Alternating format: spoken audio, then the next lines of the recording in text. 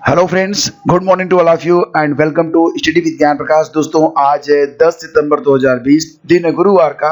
शुरू करते हैं आज की मॉर्निंग न्यूज। सोशल मीडिया पर खासतौर से इंस्टाग्राम पर मेरी आईडी है स्टडी विद ज्ञान, जहां पर आपको रेगुलर अपडेट्स, बहुत सारी इंटरेस्टिंग न्यूज और करियर से संबंधित बहुत सारी सूचनाएं आपको प्राप्त होती हैं, तो बिल्कुल भी फॉलो करना मत भूलिएगा।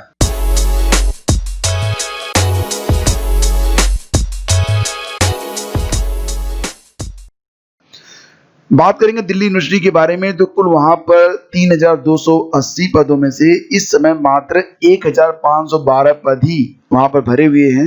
बाकी 1,768 पद अभी रिक्त हैं। और सबसे बड़ी बात यह है कि जो रजिस्ट्रार का पद है, जो कि बहुत ही अहम होता है कुलपति के बाद, वह भी फरवरी 2020 से खाली है। इस पद को भरने के लिए विज्ञापन निकाला गया था और साक्षात्कार की तिथि भी घोषित की गई थी, लेकिन इसे बाद में रद्द कर दिया गया। डीयू में हर माह कर्मचारी जो हैं वो सेवानिवृत्त हो रहे हैं, लेकिन उनकी जगह कर्मचारियों की भर्ती नहीं की जा रही है। खासतौर से परीक्षा और डिग्री विभाग में जो कर्मचारी हैं उनकी कमी है। आप पार्टी के जो आप शिक्षक संगठन हैं, दिल्ली टीचर्स एसोसिएशन के प्रभारी और दिल्ली यूनिवर्सिटी की अकादमिक काउंसिल के पूर्व मेंबर हंसराज सुमन ने बताया कि दिल्ली यूनिवर्सिटी के विभागों में लगभग 1 दर्जन सहायक कुल सचिव के आंतरिक कोटे के अंतर्गत इंटरनल कोटा के पद खाली पड़े हैं। इन पदों पर 2014 के बाद से कोई भी टेस्ट नहीं हुआ है, जबकि यूनिवर्सिटी के पास पूर्ण योग्यता रखने वाले उम्मीदवार हैं। तो ये जानकारी है दिल्ली यूनिवर्सिटी के बारे में कि अब वहाँ पर भी हो सकता है कि नई वैकेंसी क्रिएट की जाए। और बात करेंगे यहाँ पर, देखिए AKTU की परीक्षा हो रही थी और ग्रेटर नोएडा में ITS कॉलेज में 200 अभ्यर्थी जो थे वो इम्तहान दे रहे थे और इन्हें सामूहिक नकल में पकड़ा गया है। और इसके बाद वहां पर बुधवार को जो 3 पाली की परीक्षा हुई थी, सभी पालियों की जो परीक्षाएं हैं वो निरस्त कर दी गई हैं और इसके लिए जो अगला सेंटर बना दिया गया, यानी कि अब ये जो कॉलेज है ITS कॉलेज, वो परीक्षा केंद्र नहीं रहेगा। अब वहां पर जो परीक्षा हो रही थी वो ZL Bajaj college greater Noida को सेंटर में भेज दिया गया है और जो परीक्षार्थी हैं उनको भी इसकी सूचना SMS के द्वारा दे दी गई है। तो डॉक्टर APJ अब्दुल कलाम प्राविधिक विश्वविद्यालय में शुरू हुई परीक्षा में बुधवार को बड़ा मामला सामने आया। परीक्षा में ग्रेटर नोएडा के ITS कॉलेज में बुधवार को मोबाइल के माध्यम से सामूहिक नकल पकड़ी गई। एक्चुअली में AKTU इस साल कोरोना संक्रमण को देखते हुए 3 पाली में परीक्षा आयोजित करा रहा है। ज्यादातर कॉलेजों को स्वकेंद्र सुविधा का लाभ भी दिया गया है। परीक्षा केंद्रों की संख्या भी ज्यादा रखी गई थी। दावा था कि परीक्षा केंद्रों पर CCTV की निगरानी में परीक्षा होगी। इसके बावजूद 172 में सिर्फ 100 केंद्र पर ही CCTV की व्यवस्था हो पाई और ग्रेटर नोएडा के ITS कॉलेज में भी CCTV नहीं थी और इसके बावजूद उसको स्वकेंद्र सुविधा का लाभ दिया गया और बुधवार को सामूहिक नकल वाली ये जो घटना है वो सामने आई और इसके बाद अब इस पर कार्रवाई भी की जा रही है। हालांकि जो पर्यवेक्षक हैं उनकी भी भूमिका संदिग्ध नजर आ रही है। पूरी खबर आप हमारे फेसबुक पेज पर आकर पढ़ सकते हैं। प्रदेश में कक्षा 9 से 12 तक के स्कूल 21 सितंबर से जो खुलने थे अब नहीं खुलेंगे। बढ़ते कोरोना संक्रमण के मद्देनजर विभाग ने पैर पीछे खींचे हैं और प्रदेश में बढ़ते कोरोना संक्रमण के मद्देनजर 21 सितंबर के माध्यमिक विद्यालयों को न खोले जाने का निर्णय लिया गया है। माध्यमिक शिक्षा विभाग में उच्च स्तर पर इसकी सैद्धांतिक सहमति बन गई है और सितंबर के बाद संक्रमण की स्थिति का जायजा लेने के बाद ही स्कूल खोलने का निर्णय लिया जाएगा। तो केंद्र सरकार की अनलॉक 4 की गाइडलाइन के आधार पर प्रदेश सरकार ने भी अपनी गाइडलाइन जारी की है। इसमें 21 सितंबर से कंटेनमेंट जोन से बाहर के स्कूलों के कक्षा 9 से 12 तक के विद्यार्थियों को शिक्षकों से मार्गदर्शन के लिए बुलाने की अनुमति दी गई थी, लेकिन इसके लिए विद्यार्थियों के माता पिता से लिखित अनुमति को अनिवार्य किया गया था। स्वास्थ्य और परिवार कल्याण विभाग को भी इसके मानक और प्रक्रिया तय करने के निर्देश दिए गए थे, लेकिन अब ये जो है सब कुछ वापस ले लिया गया है। यानी कि अब उत्तर प्रदेश में जो 21 तारीख से स्कूल खुलने थे वो नहीं खुलेंगे। इस पर विचार किया जाएगा अब बाद में। तो सपा नेताओं कार्यकर्ताओं ने रात 9 बजे 9 मिनट के लिए लाइट बंद कर बेरोजगारी और निजीकरण के विरोध में जलाई मोमबत्ती। कैंडल मार्च निकाल रहे युवाओं पर लाठीचार्ज, देर रात तक हिरासत में रहे और कांग्रेस का भी प्रदेश भर में टार्च और मोमबत्ती जलाकर प्रदर्शन हुआ।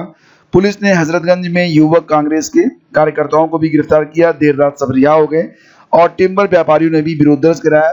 तो यहाँ पर जो पूरी न्यूज है वो ये है कि बेरोजगारी और निजीकरण के विरोध में सपा नेताओं और कार्यकर्ताओं ने बुधवार रात प्रदेश भर में 9 बजे 9 मिनट के लिए बत्तियां बुझाकर मोमबत्ती और मसाले जलाई। सपा से जुड़े छात्र युवा हाथों में कंडल लेकर 1090 चौराहे से मुख्यमंत्री आवास की तरफ बढ़े तो पुलिस ने उनका रास्ता रोका और इसके बाद लाठीचार्ज हुआ।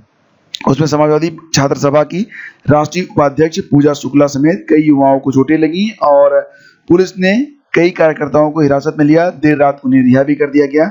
अखिलेश यादव ने बुधवार सुबह ट्वीट करके रात 9:09 पर लाइट बंद करके बेरोजगारी के खिलाफ मशाल जलाने का आह्वान किया था।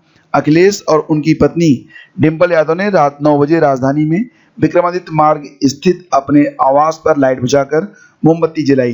तो ये पूरी खबर है और कल आपने देखा होगा सोशल मीडिया पर भी ये खबर जो थी काफी चर्चा में थी और बहुत सारे जो युवा हैं उन्होंने इसको समर्थन दिया और रात 9 बजे 9 मिनट के लिए सभी ने अपनी लाइट बंद की और अपना विरोध जताया।